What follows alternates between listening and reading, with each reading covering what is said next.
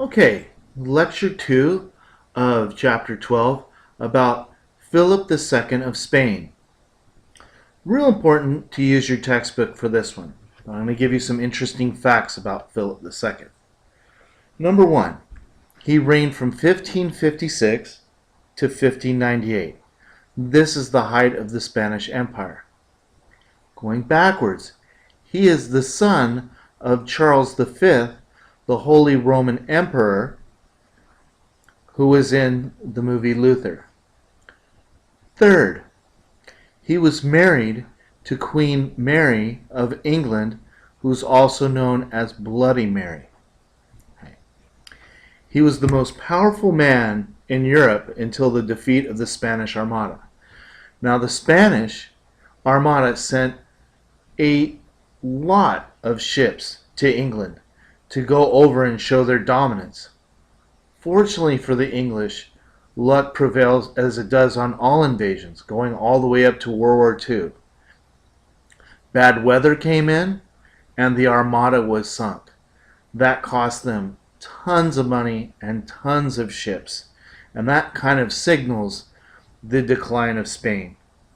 He was very wealthy from gold bullion and gold. Remember Candide, El Dorado, the land of gold?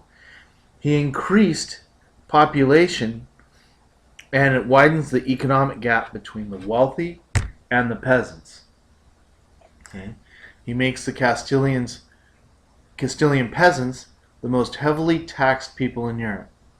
While you have a huge group of people getting more and more wealthy, you have a group that's getting poorer and poorer on their backs. He ran an efficient bureaucracy and military, which allowed his kingdom to grow and become almost all over Europe and the New World.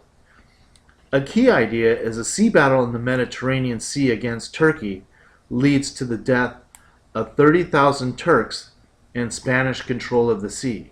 If you look at Spain geographically, one of the influences are from the Moors, which are Muslim people, their architecture, and one of the things that he helped do was chase the Moors out of the Mediterranean Sea, especially in Turkey, which is the Ottoman Empire, and he suppresses resistance in Portugal. So the revolt in the Netherlands. So Cardinal Grenville, appointed by Philip II, is a leader of a council in the Netherlands who wanted to check Protestant gains by church reforms. Again, Spain, Catholic, sends Cardinal. You get the idea. William of Orange is placing political autonomy above religious creeds. This is an example of a politique, somebody who puts political aspirations above their religious beliefs. And look at what he is, an avowed Calvinist. So he led the revolt against Grenville. Okay, he's Dutch, going against the Spanish, okay, and had him removed from office. The compromise, because there's a pushback from William of Orange and the Calvinists, a solemn pledge by Philip II of Spain to Louis of Nassau, Orange's brother, to reject the decrees of Trent and the Inquisition. Well, the Inquisition, calling people a heretic, burning people to the cross, or burning people to the stake. We saw part of that almost 50 years earlier in the movie Luther. Okay? The revolt by the Protestants, after they were called beggars by Regent Margaret, which is his sister, Philip II, is violently put down by Philip II's Duke of Alba, who's an executive there, who executes thousands of suspected heretics, otherwise known as Protestants.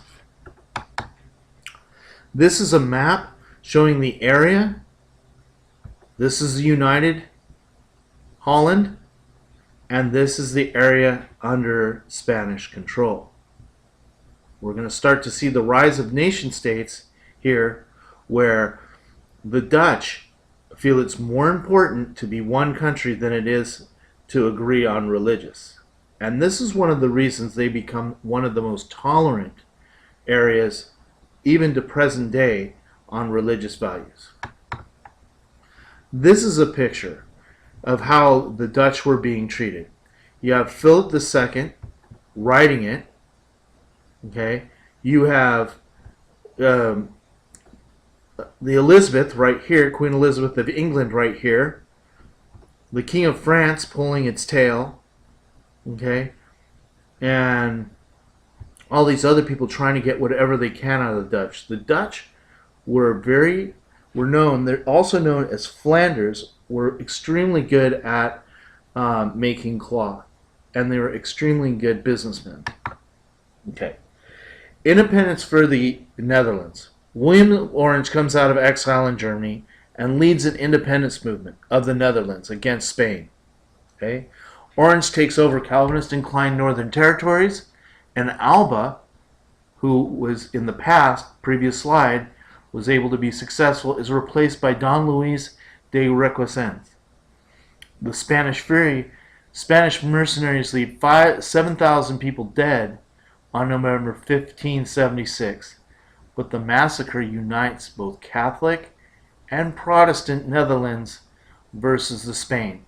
So this is an idea of unity of the Netherlands, both Protestant and Catholic, to get the Spanish out under the pacification of Ghent.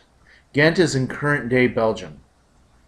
Spain signs a humiliating perpetual edict calling for the removal of all Spanish troops from the Netherlands. Huge defeat for Philip II. The southern provinces, afraid, now that it's over, the southern Protestants are afraid of the majority Protestant domination and make peace with Spain in the Union of Arras and make one last effort to control the country. This will not work. William of Orange is assassinated and replaced by his son Maurice, who with the help of England and France, more than happy to help the Netherlands go after the big dog, which is Spain, knock them down so that the balance of power in Europe is all the same. Notice that word, balance of power. So Spain is forced to sign a truce in 1609 and recognize full independence of the Netherlands in 1648 with the Peace of Westphalia. Notice Westphalia? That is where Candide is from. Okay, this is important because now you have a truce between Catholic and Protestant countries. And that's where we'll stop.